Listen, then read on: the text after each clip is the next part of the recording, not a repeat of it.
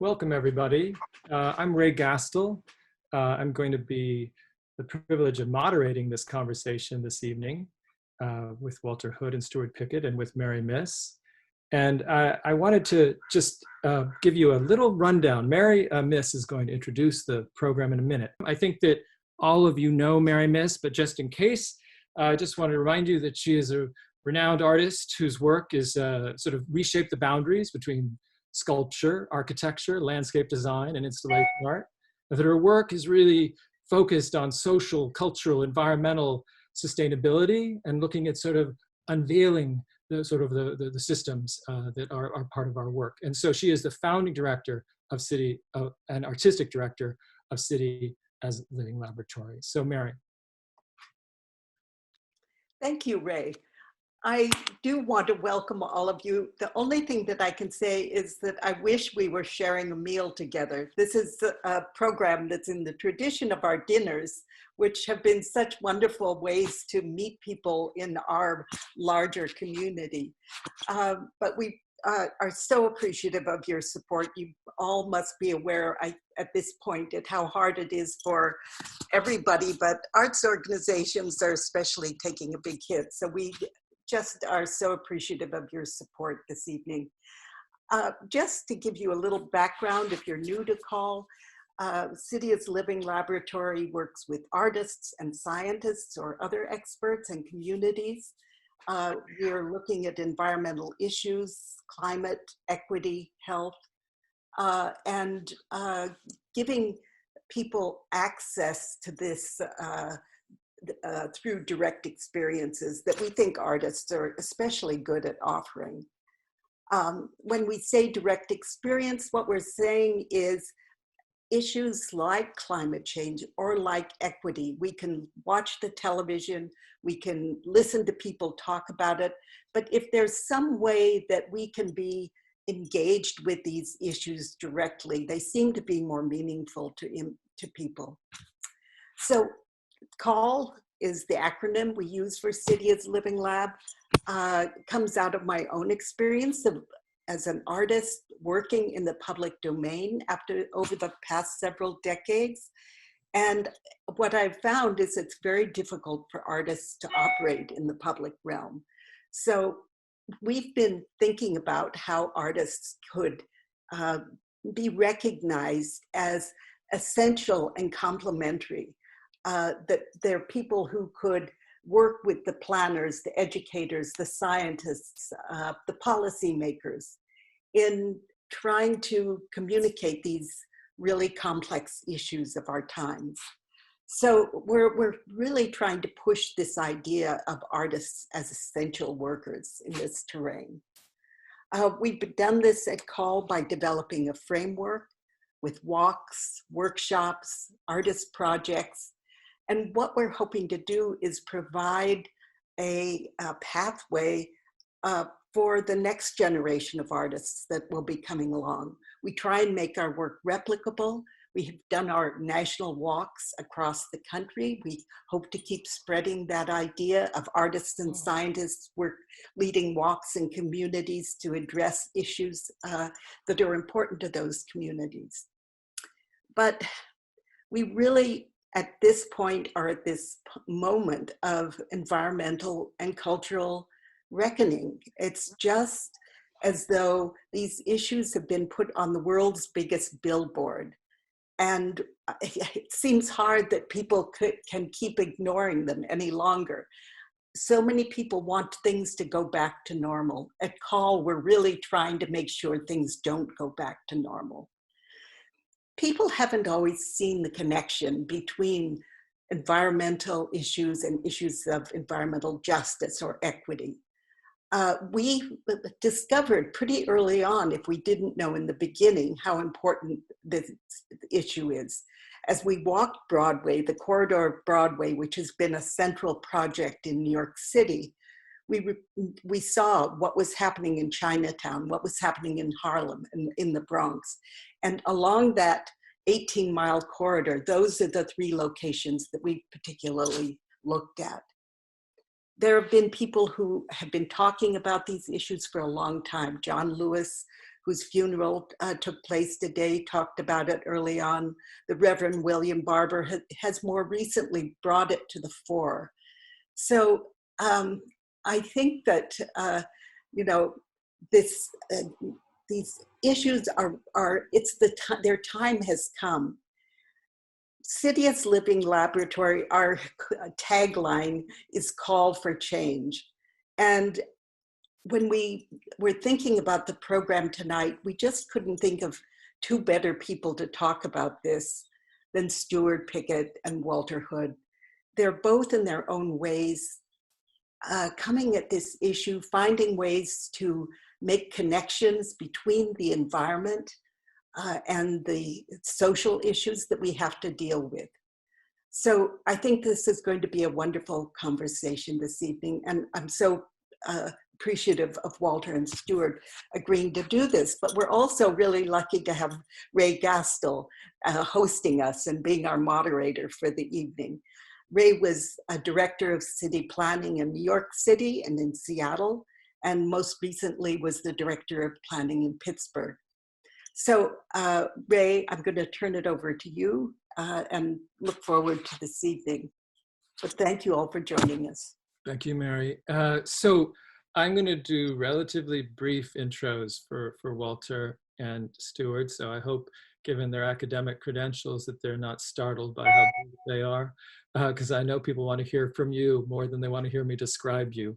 But Walter Hood, artist, designer, founder of Hood Design Studio, professor at UC Berkeley, winner of innumerable awards, but including the 2017 Academy of Arts and Letters Award, the 2019 MacArthur Fellowship, and then also recently the Dorothy and Lillian Gish Prize. He is the author and editor of Black Landscapes Matter, and which reference that today. And then I'm going to go on to Stuart Pickett. Dr. Pickett is an expert in the ecology of plants, landscapes, urban ecosystems, founding director of the Baltimore Ecosystem Study, which he has now handed off to others, while he continues to work as a distinguished senior scientist at the Carey Institute of Ecosystem Studies in Millvale, New York. And his projects and articles and books are all about exploring ecological heterogeneity, and then humans as components of ecosystems, bridging ecology, urban design, and community. So I think that you'll find that these speakers have a lot to say to each other. And so because they bring together really much like the sort of concept of call, they bring together this in their work. So I'm going to start with a general question sort of to both of you, which is that both of you, when Walter and Stuart, both actually have sort of changed their profession in many ways. They sort of approached, they said what existed out there wasn't going to meet the needs that they saw for the type of work and the type of engagement, the type of contemporary ecological perspective. So I'm wondering if both sort of one after the other, starting perhaps with Walter, we could just hear a little bit about how you came into the practice as you do it today. Good evening, everyone. I'm on the West Coast, so it's afternoon, but it's great to be here, Ray and Mary and all. And it's great to see this list of amazing people that are joining us. Hi, Deborah. Just a little shout out. This notion of, why, I've sort of created a different path for myself. I think it has a lot to do with what I tell my students. I figured out what I didn't want to do, through a lot of different experiences and being trained in architecture, landscape architecture, and urbanism. After a while, maybe a decade of working there, I felt like it wasn't answering the questions that I needed my work to answer. And a lot of those had to deal with issues around race. Being an African-American in most settings, I was the only person. But then no one was kind of discussing why I was the only person. And so kind of moving more into cultural geography and being inspired by people like Garrett Ekbo, Paul Grove, J.B. Jackson, all of a sudden that started giving me, how can I say, a taste of this kind of larger kind of way to think about landscape. That landscape is political. That landscape can be this kind of powerful way to give voice, right, to how we want to live in the world. And so, I guess, project by project, I began to kind of just craft a different way. And along that path, I found art And I found people who was looking at my work more through an artist lens, people like Mary Jane Jacobs, who then brought me into this kind of cultural fold. And during that time, cultural or social practice, this is mid-90s, was kind of up and coming.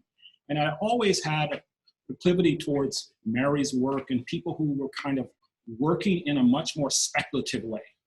And I kind of tried to harness all of that through my practice. And through academia and through my practice, I was able then to kind of create what I called then was an improvisational way of working, one where I was looking to these things that were familiar in places and trying to take those mundane things that we normally bypass and kind of use those to kind of create a different aesthetic. And, 25 years later, it's put me in a place where, these questions actually seem, in light of today, the work that I was thinking 25 years ago, it seems like the world has finally caught up, right? That we're finally looking at these issues in a more multidimensional way. Wow. Stuart? Thanks, and good day to everybody. I'm really delighted to be here, and it's a real opportunity to reflect on why I've done things recently the way that I've done. I started out in ecology in a very sort of traditional way, thinking about it as a science of nature. And so the tradition was to go out to places where it was not people. And that was the valued sort of approach that people were rewarded for taking. And I did that for a while and loved it, and I still love it. But I also have a background, personal background. I grew up in Louisville, Kentucky. I was introduced to the city by my father, who was one of the first African-American Boy Scout executives who ran all over the city doing things for the Scouts. And so I got to see the different neighborhoods. I got to see and understand the different communities. And it was very interesting to me, but that wasn't ecology. And then in the late 80s and late 80s in particular, I came to the Carey Institute, and there was a project there looking at the forest in the Bronx. Yes, the old growth forest in New York City is in the Bronx, the remaining one. And my colleague Mark McDonald was trying to figure out how did that forest work? What were the constraints? What were the processes that were going on in that forest? And how might they be different from all of those non-people studies of forests that ecology had been doing for 80 or 90 years?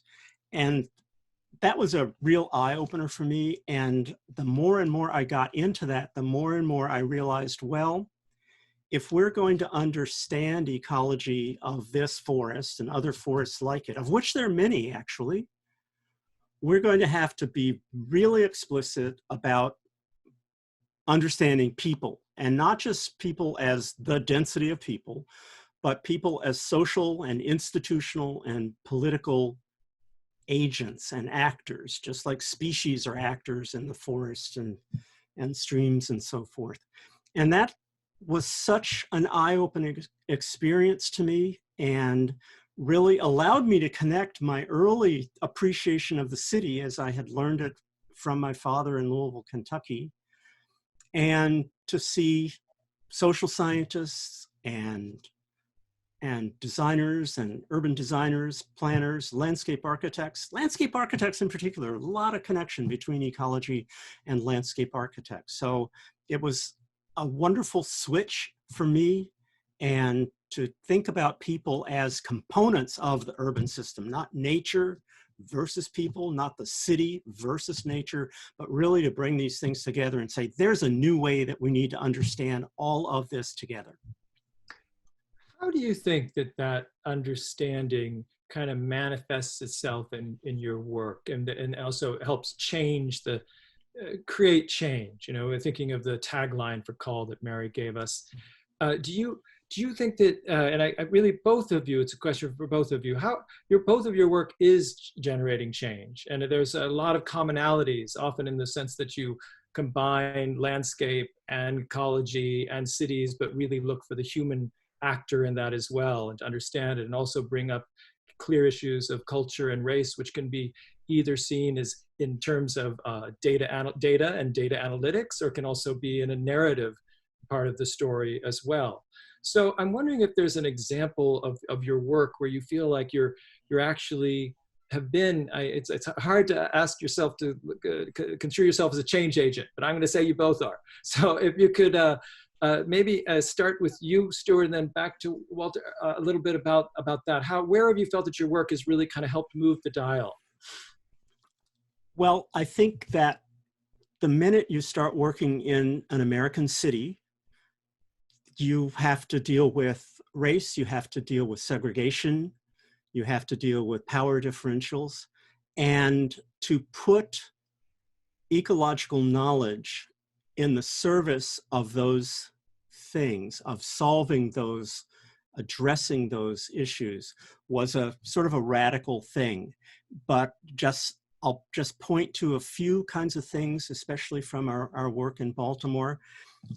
Empowering communities to see their own environments, their neighborhood environments, their local environments as something that they had a stake in, and they had a voice that was worth hearing about.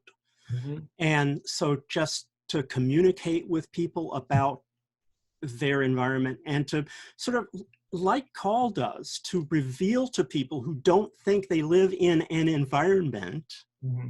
that in fact they do, and that they can take some control of decisions about that environment.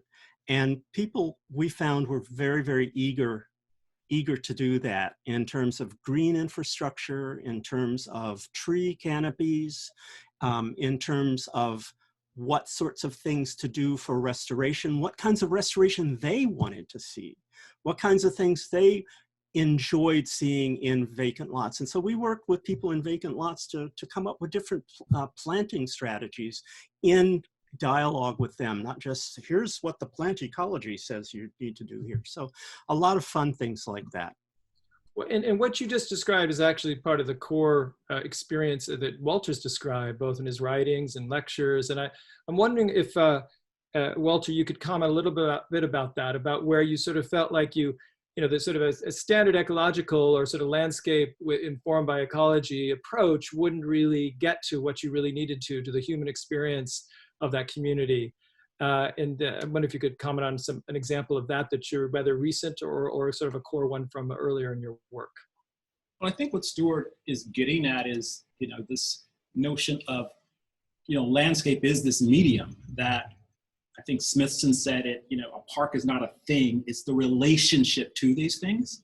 And that once you kind of open up and say that everyone has a relationship to the environment. And I think one of the first things that I was struck by the work was we validated the landscapes in which people lived. We didn't go in and say, this is bad.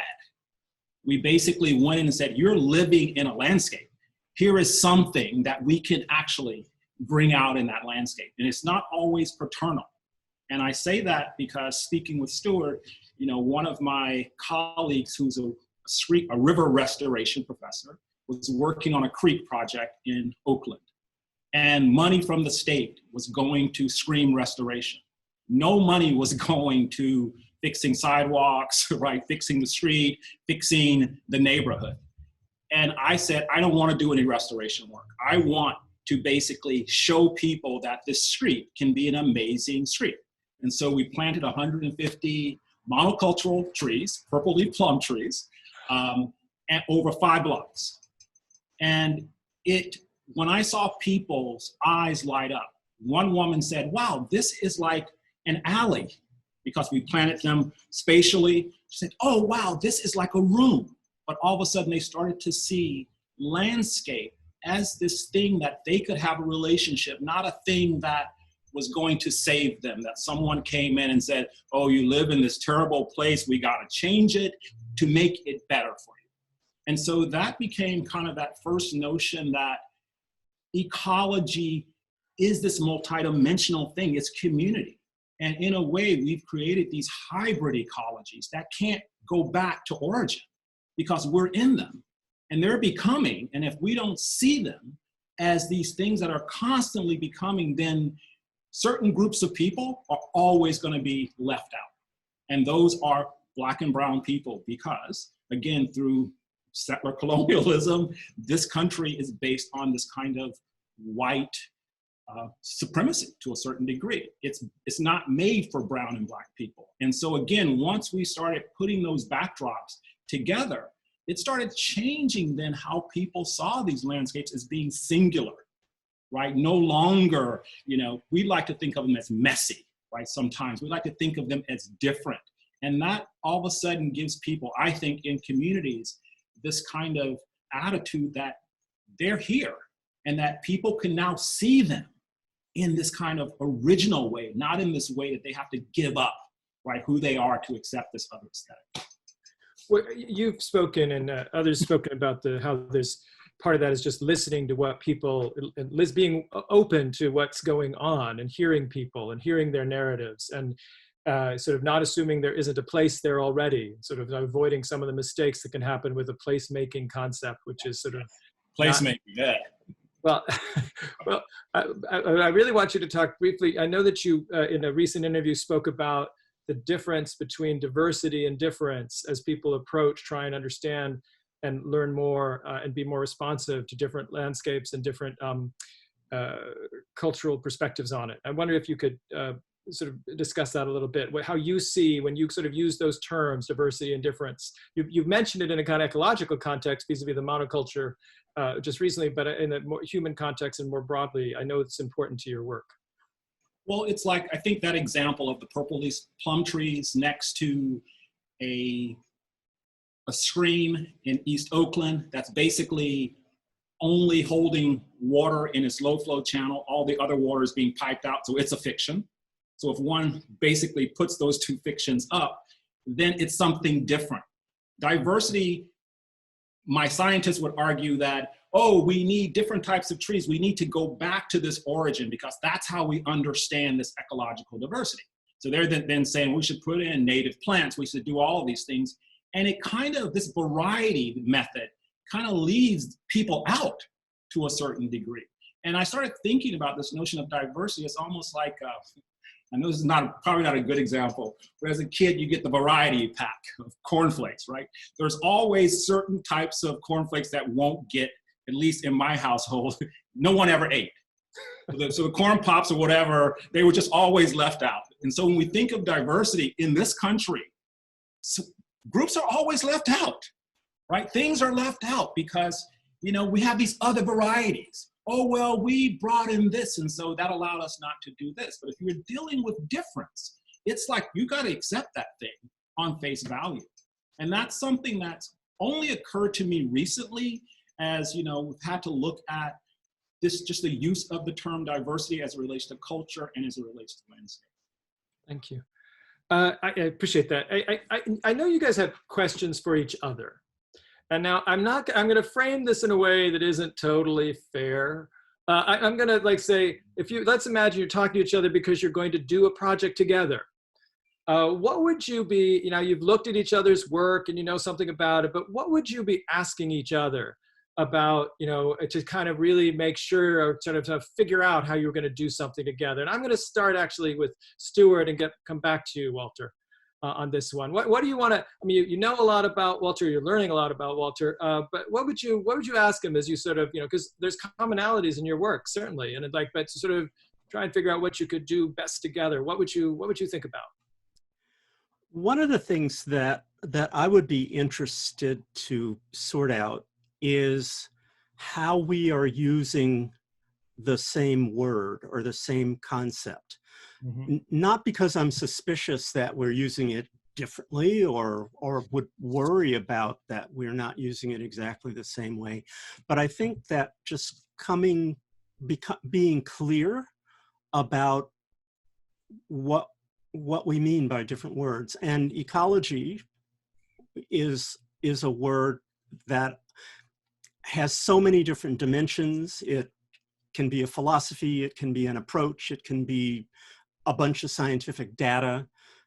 It can be so many different things. And so I would love, and I wish this were something that we could actually do with some Pacific Brewing Company beer or something like that from Oakland.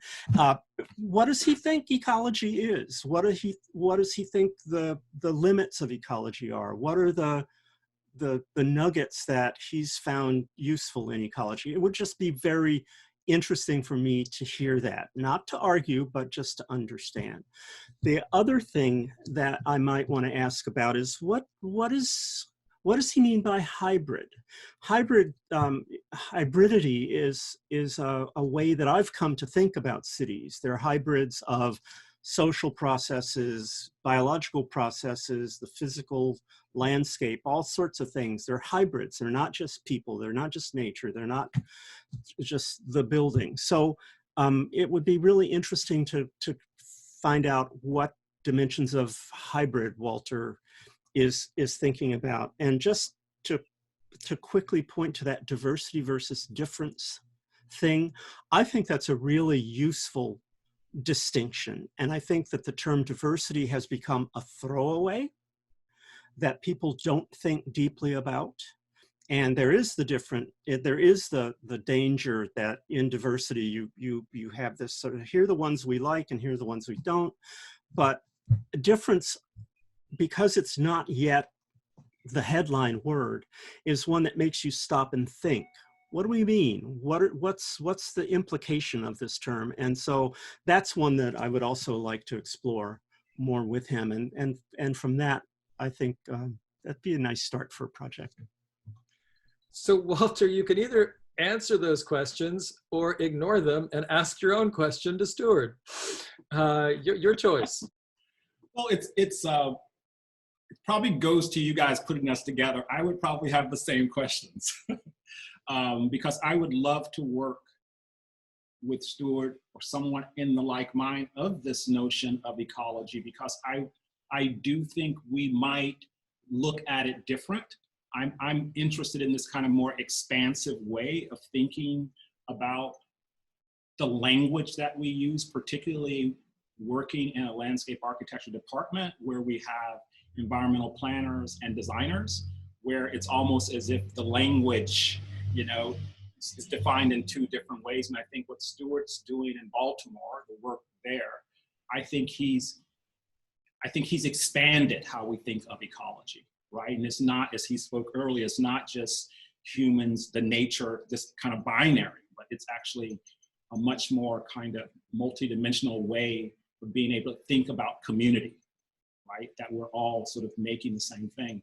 The other thing with hybrid, which is something that in architecture, particularly in architecture design, it meant something very different than what I've been looking at, reading of late with environmental history, where hybrid is much more about a kind of an understanding of ecology, but as a way of thinking about it becoming versus going back. And then I also can get into the kind of hybrid nature that people like Mitchell and others talk about, which is much more along the kind of a cultural kind of spectrum, where one is looking at the different kind of logics and semiotics and even consciousness of people as they are moving through this medium of landscape. And so all three of these are places where I think just working with Stuart, we can actually begin to think about communities anew in a way to get us out of this more homogeneous way of kind of thinking about these projects. And I haven't seen a landscape yet, whether urban or rural, that begins to kind of build on these tripartite ideas.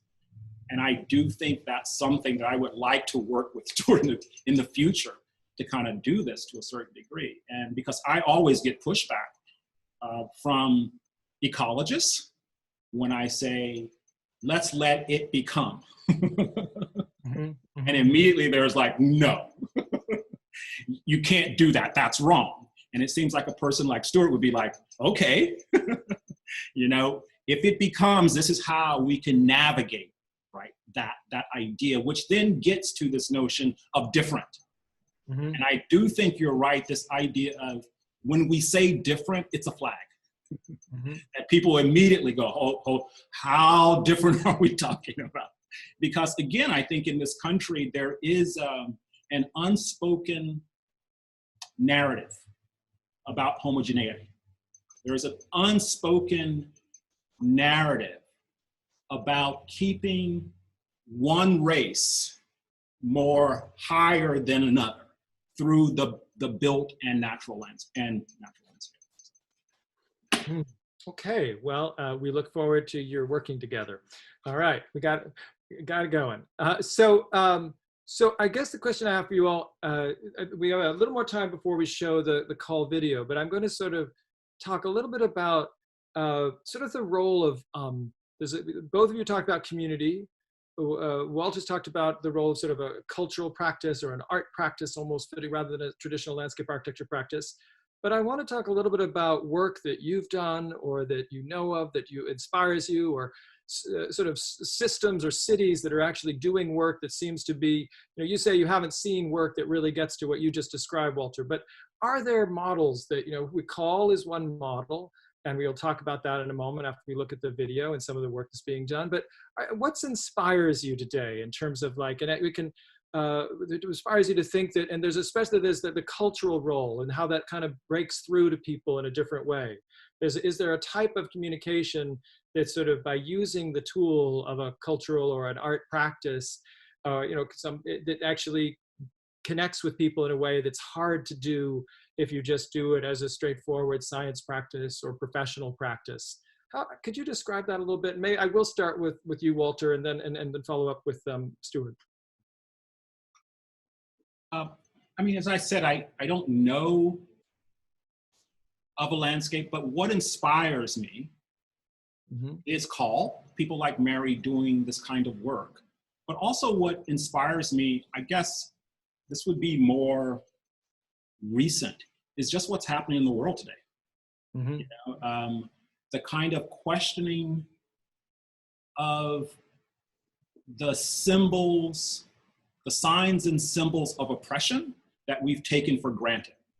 And all of a sudden, I do think there is a new generation that doesn't buy into that, right? And so there's this questioning, right, of heritage, which I do think is really important in a post-colonial landscape. And so it's kind of inspiring me at this moment to be a little more forceful, a little bit more speculative, and a little bit more outspoken in reference to some of the ideas that might have not been accepted in community, let's just say 8 months ago. I have projects that I'm looking at now, which, God, I wish I was designing that now, right? One in Milwaukee, Mary. But this notion that I think we're at this time where we can overreach a little bit. So I'm being inspired by that through the projects, that there is a kind of a questioning. The other thing that I would say, and this goes what you were saying, Mary, I was just listening to the funeral of John this morning, and it struck me this notion of trouble. He's been talking, you've been hearing this thing of trouble over and over again. And I do think it's time for design to actually, for us to get into more trouble, right? And I think we've been kind of holding things back a little bit, but I think there could be this kind of good trouble, right? To getting people to actually look at things and see things different and then act. This notion that, we can't act on certain things because there's no will. I do think there might be a will now. So that's what's kind of inspiring to me. I don't know if I answer your question directly. No, you very much so, very much so. I appreciate that. And actually, Stuart, I think it's interesting, especially on this day, to talk a little bit about good trouble. Because I don't think some people might not immediately imagine that your kind of work involves good trouble. But as I look at your Baltimore work as well as your recent publications, I think there's some, to use the term in his honor, good trouble in your work. And I wonder if you could speak to that a little bit.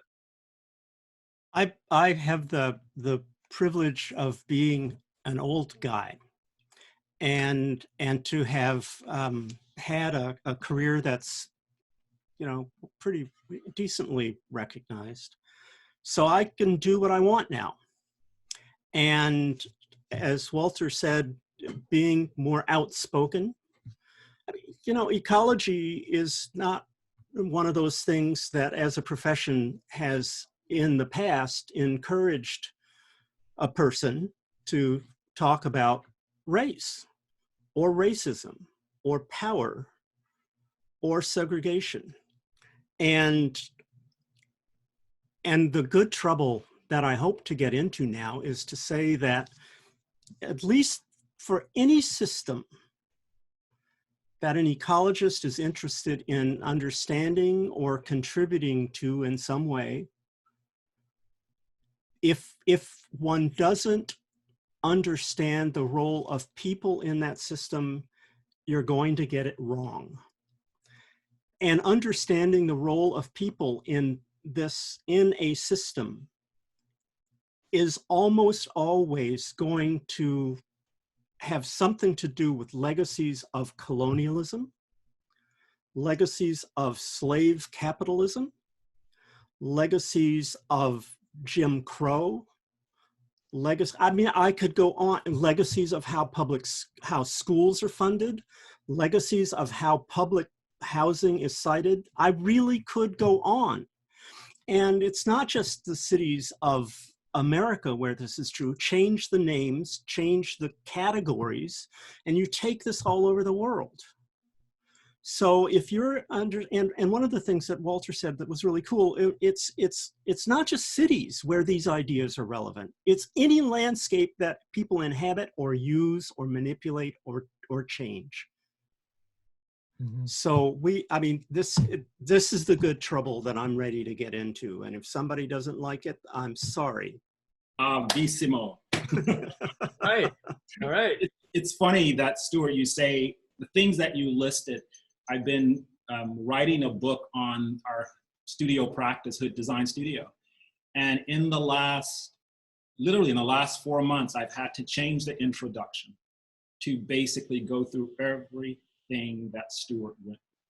And I didn't want my book to be about race, because in America, in the US and in our system, people look at me and go, yeah, his work is always about race. And I didn't want to do that because I've fought my whole career to not be labeled Black. But now there is this moment where in the introduction to the design of the US landscape, I have to deal with each one of those sort of elements. And it's been this amazing, almost privilege to have some time in this pandemic to be in my head, but also to feel compelled, right? That I have to do it. And I've never felt more compelled in my entire life than I have to put this down because no one else is gonna do it at this moment. And so thanks, Stuart. I'm gonna have you review some of the chapters. All right. So we're gonna take a video moment now, and I believe someone else is going to share screen, put on the video of the Milwaukee work. We're gonna, it's relevant in some ways to the discussion, and it'll certainly relevant to the bigger discussion. And then ask you guys to comment on it. But first, we're gonna watch this together.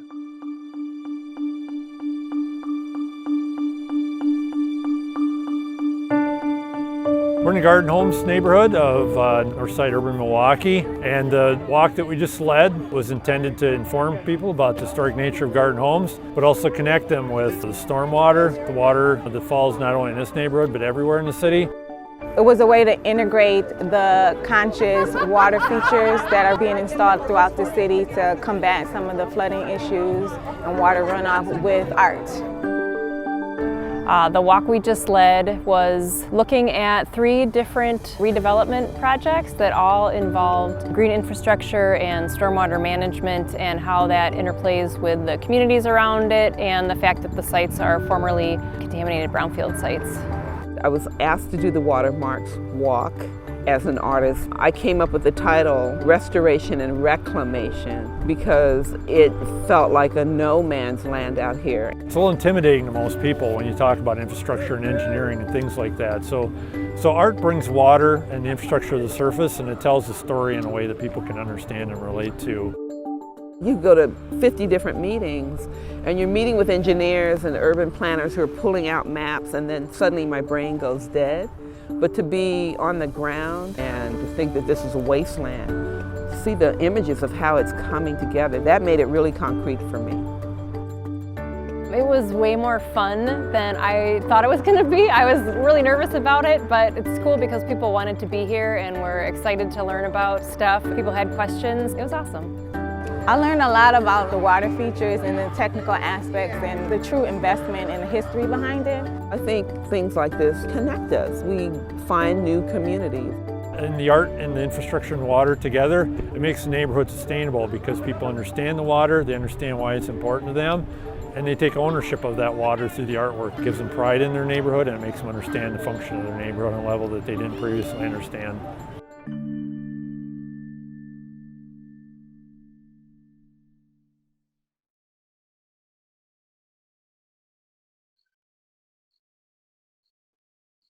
Thank you. All right. Walter, you're on my screen right now, so I'm going to start with you. Do you have any comments about the video or anything you take from that? Yeah, I mean, I think getting people out in any kind of environment allows for you to not just think about landscape from a two-dimensional sort of way. And I do think the more we can get people to think that landscapes are three-dimensional and have a temporal kind of response to it. So that's, on one hand, that's what I kind of respond to. The other side of it is I was just sort of taken, I wish we could think of landscapes as something that's a little bit more multidimensional than taking a few things. And I don't know what transpired before the walk, but one thing I do know in places, particularly in cities where you have brown people living, where there has been industrial waste and other things, it's not just at that moment. We have to go back and ask ourselves, well, why are these places like that? And why did we end up here? And I think to add that layer onto what you're seeing, I think really will get people to sort of, yeah, it's happy to be out here, but I do think there's other serious issues that we have to deal with. Mm-hmm. And I do think it's time for us, particularly in some of these landscapes, we're working in northern Milwaukee right now. Some of these landscapes, I want to just say people shouldn't live in them. And there's a certain time where you get to a certain point, it's like, well, if we can't bring this landscape to a point where it's going to be healthy for people, I do think some of these landscapes, we have to look at them and say, even though we're able to do these techniques, there's still big problems here. And we know that in the 20th century, we created these landscapes, these red-lined areas, these marginal landscapes where generations of people have lived in them. So that's the other thing I think we have the opportunity to do, to weave in those other narratives while we're teaching.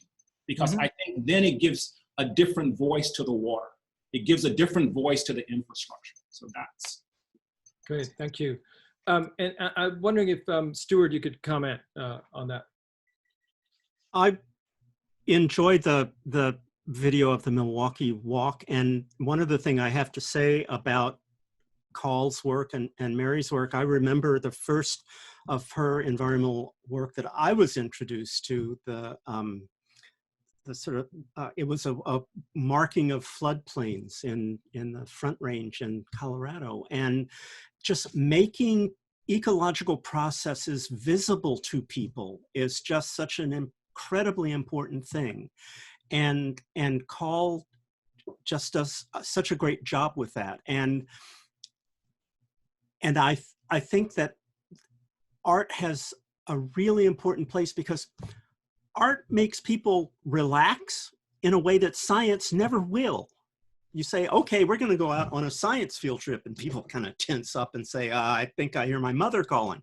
But art gets people engaged, and art opens people, I think, to possibilities. And you know what? Having art open scientists to possibilities is a benefit to us too. So I just think it's marvelous. And I saw in the chat somebody had a response sort of label, and maybe it's appropriate today to talk about call and response. I mean, a great sort of cultural image from Black music, and so art really allows this conversation to go, and it involves all kinds of people in the conversation, including scientists. And I thank you all for that. Ray, could I jump in here for a moment? You know, a couple things I wanted to say. One thing that I think we value about the walks is that as we're on the walks, you've got the engineer, Jerome, talking about, you know, what's going to happen with a detention basin that's being built, pointing it out. But you've got somebody in the community who's talking about their experience with the flooding of their basement regularly. You've got the artists talking about, from their own viewpoint, what's going on. So I think getting those multiple voices and seeing that each has value has been incredibly important. Fatima Laster, one of the artists in that video, was great at drawing the community out and asking them what they would imagine happening there. The other thing that I wanted to say is the conversations that we get to have with others are so important. And Stuart was at one of our gatherings a couple of years ago where we brought many people we had been working with over the years together. And he and a colleague from his Baltimore project, after the meeting, said, you know, you really have to get these walks going nationally. We all know scientists in other cities, and you all know artists. Let's just do it across the country. Of course, Olivia and I looked at each other, and between, you know, a paucity of labor, we said, I don't know if we can do it all across the country, but we did get support from the National Endowment and started our National Walks program. And Liza Kuko has done this amazing toolkit showing how walks can be organized that others can use themselves. We hope to be able to organize more in the future. But I just wanted to give you a sense of, you know, all three of you as board members, Ray, Walter, and Stuart, are incredibly important to us, but that crosstalk that can happen between us I just want to emphasize how important it is. Great. Thank you very much, Mary. I appreciate that. And so this is the phase where we actually do question and answer. Now, I'm going to, there's been a lot of questions that have been asked by one of the folks here who, in principle, it would be alphabetical as I look through the scroll to unmute you, but I'm going to ask Zach Youngerman, thought about a number of questions, and from a different perspectives of like, how does this work? One thing he was interested in is how, and this is very relevant to what we were just discussing, what's the role of the expert in this picture? How do we kind of, and this is an old issue for working with community, but how do you actually, at the same time, have expertise, but flip the tables? And Zach, I'm gonna ask you to unmute yourself. I'm asking you to unmute and see if you could pose the question more eloquently than me. Sure. Thanks for calling on me, and I have to think exactly how I phrased it. But I guess my question is, you know, for both of you, you are in ways experts, but also humanistically looking to the people who live in the places that you're working as the experts and who know those places best. And I guess my question is how you share knowledge across those spaces. And, I think one of the themes is art as a way of sharing ideas and opening up information. But how you bring the knowledge that you've gained through your training into places where people are looking for maybe shorter answers, and then the other side, how you take what you learn from talking with people in the community and making that into a value that's relatable in a kind of more academic setting. Okay, who wants to start on that one? I'll give that a quick try. I think one of the things to do is to not lead with your expertise, to lead with questions for people, for community members. Just what are your concerns here? What do you think is cool about this place? What are the problems you see in this place? What do you think I should know about this place? Because almost always, even if you're working in your city, you're in somebody else's neighborhood usually. So what you want to learn what's on their minds, and then on the basis of that conversation, you figure out what sorts of pieces of your expertise are relevant and can be brought in helpful ways. Great, thank you. I'm going to go to Alex Felsen has asked a number of questions, I think including about the sort of messy landscape. I'm going to ask you to unmute, Alex. Come on, there we go. Sure. And just you'd ask the messy landscapes, and how does that work? Okay. Walter had mentioned mentioned the idea of improvisation in landscape architecture, or improvisation generally, which I think is a really interesting term, and I think it's neat to think about the role that plays in music and how that might translate to landscape architectural practice. And one way that I think you could think about that is how it connects to succession in ecological science. And I feel like there's been a lot of effort to incorporate or think about incorporating successional landscape, but it's really something that is not, that remains complicated to combine with the architecture of urban spaces and the construction of functional parks. And so I was curious, and Joan Nassauer has written some great things about this, including her article on messy ecosystems, orderly spaces. And so I wanted to sort of hear from Walter and Stuart about this idea of, because in a way they were describing kind of a cultural quality of order and messiness and how that relates. And I just wanted to hear how we could potentially move forward on a vision like that, and the idea of improvisation and where that might occur in the design of landscapes.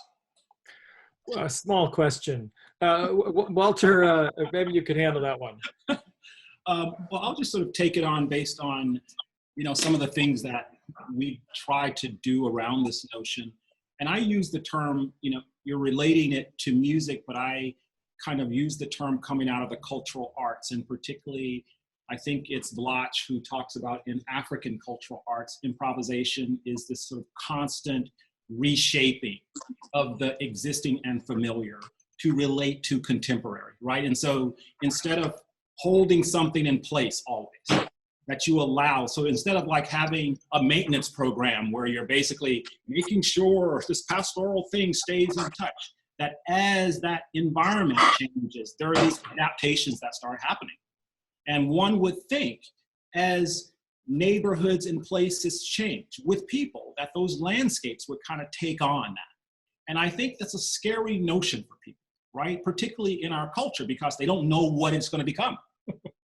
And this notion of not knowing is very scary for most bureaucracies. Most people want to know, and now we have, people who do the metrics. So every landscape project we have, people want to see, well, what's going to look like? And so we have these precedent studies that tell people what they're going to get. And we try to sort of use improvisation as a way of empowering people so that they're making decisions about how they want to live over time, and that we're just making a framework for that exploration to happen.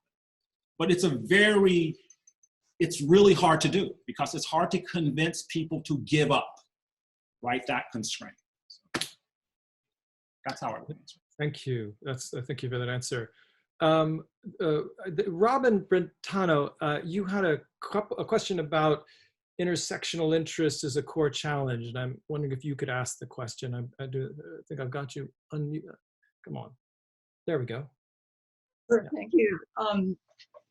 All of the things that Stuart and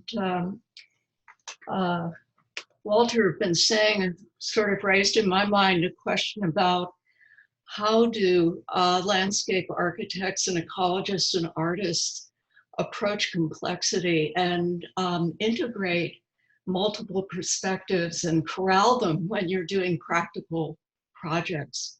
How do you keep the scope open-ended, but at the same time accomplish practical goals?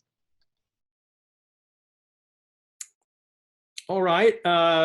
Who's going to meet the practical goals? I'm going to put you on it, Stuart. Sorry. Okay. The good news is that complexity is everywhere and we can't avoid it. And the bad news is that it's hard to deal with and quantify and to communicate. The other part of the good news there is that one of the best ways to understand complexity and to communicate complexity is through narrative. And I'm going to quote my colleague, Emeritus Professor Tim Allen at Wisconsin on that. Narrative is a great tool for complexity. And that's wonderful because everybody can understand a story. Everybody can be engaged in storytelling, which is a slightly less fancy way to talk about it than narrative. So I think we can use that. We can use that. Great, thank you very much. I think we should, I have a question here that actually I'm going to have to, well, Walter, first, did you want to ask that question as well? You seem like ready to go on that one. I was just going to applaud. I mean, we got to work together, man. This notion of narrative, I'd like to use the term storytelling because sometimes, they're mythical. There are other ways to begin to talk about our world to inspire people to see that complexity. And particularly when we're talking about culture, I think it's a really great way. And we've been, every project I could go into and talk about the stories, right? That kind of unfolded through the process and how that allowed us to sort of move forward through certain things that people might not understand, but they understood through, right? The story of a person, the story of a family, the story of, someone that existed in that place. So. Thanks. No, that's very helpful. I'm going to embody a question from a person who had to, at the last minute, not attend tonight. Stephen Handel, who's well from his university role and his leadership in the fields. So he says, how do you think, this is a question to both of you, university training, because you are both engaged in education in a variety of ways. How do university training be modified to improve it, so the training and communication between the two disciplines? Now, you guys, your disciplines kind of overlap in a lot of ways, but still there are distinctions. One is usually associated with a science department, one is often associated with a college of fine arts, and all sorts of other issues, even though the two intersect in a variety of ways. So he's expressing his own frustration that he hasn't always been able to bring these together. So he feels you've got to improve public spaces. So what really to both of you, and in whichever you're on the screen now, Walter. So I start with you. Well, I'm going to get in trouble for this comment, but that's okay. We're looking for good trouble these days, right?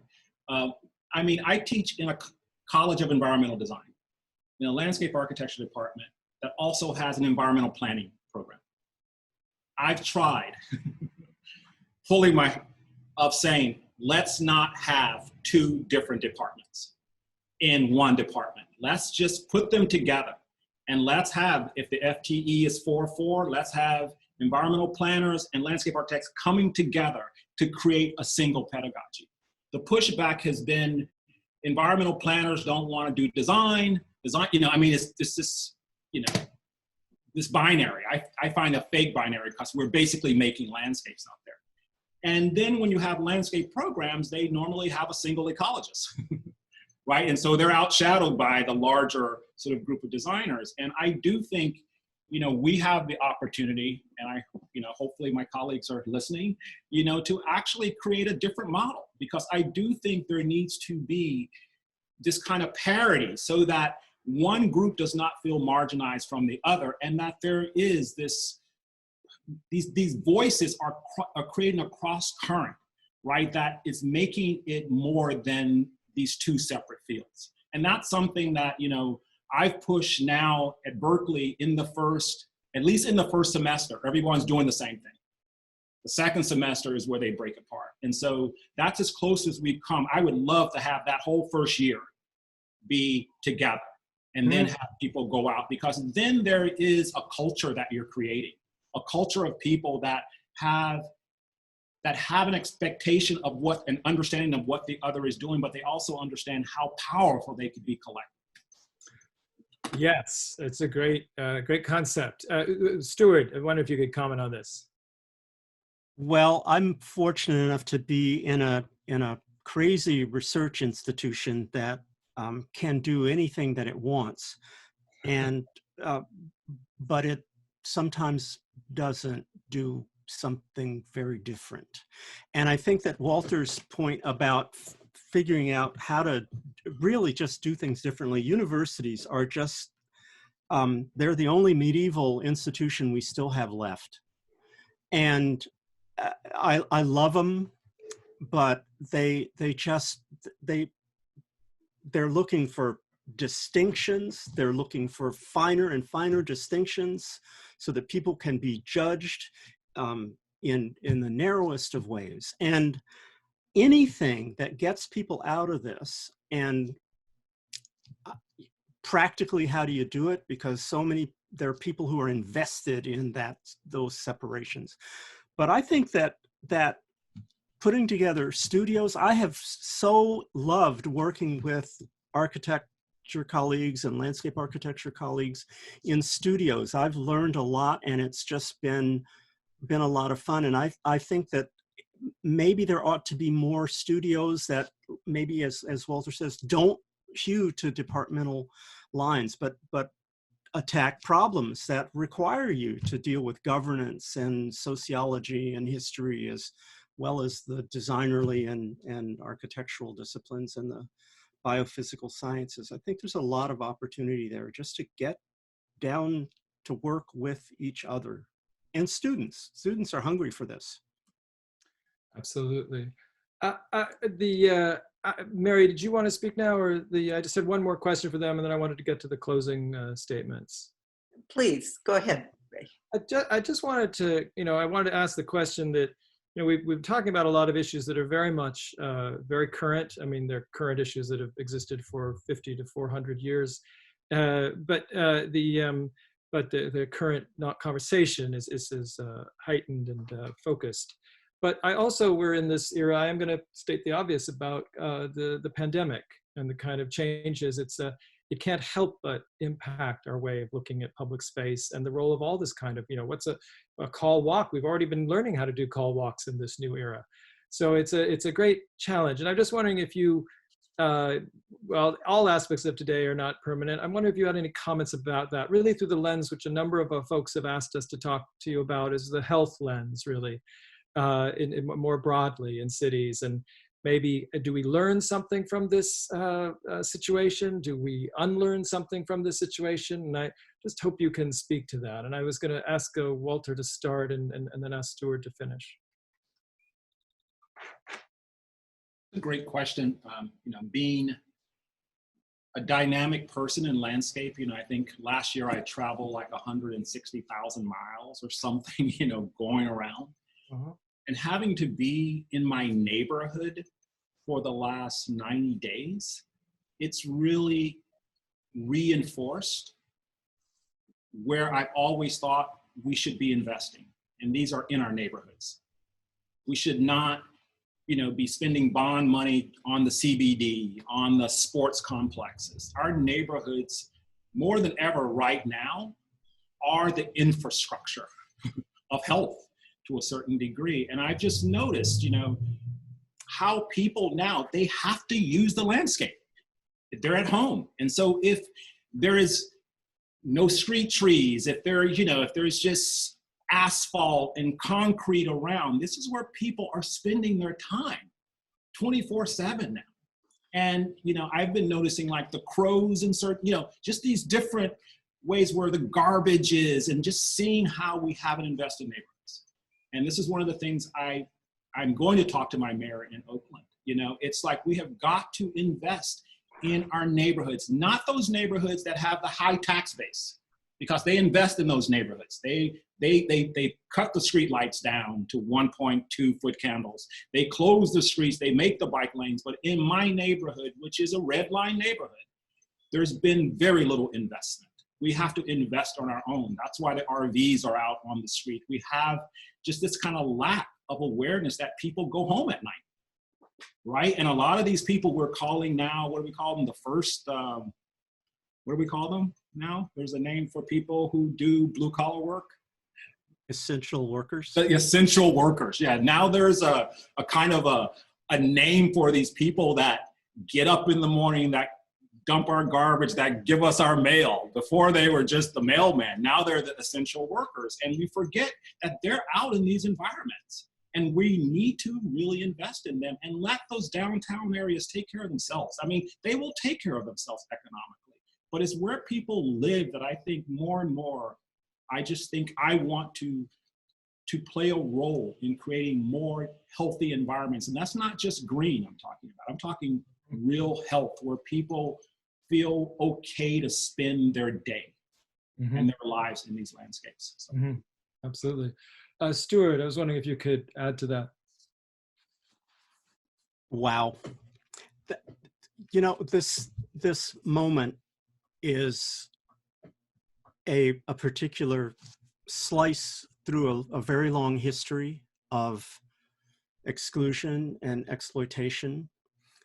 The phrase essential workers would have been called, that would have been a different term 150 years ago, but it would have implied the same sort of disregard for people's, where people lived and how they maintained their health and things like that. So one of the things that is clear to me is that even though we speak of historical moments and opportunities in moments, we have to remember that behind all of this, there is history, and there's history of systems.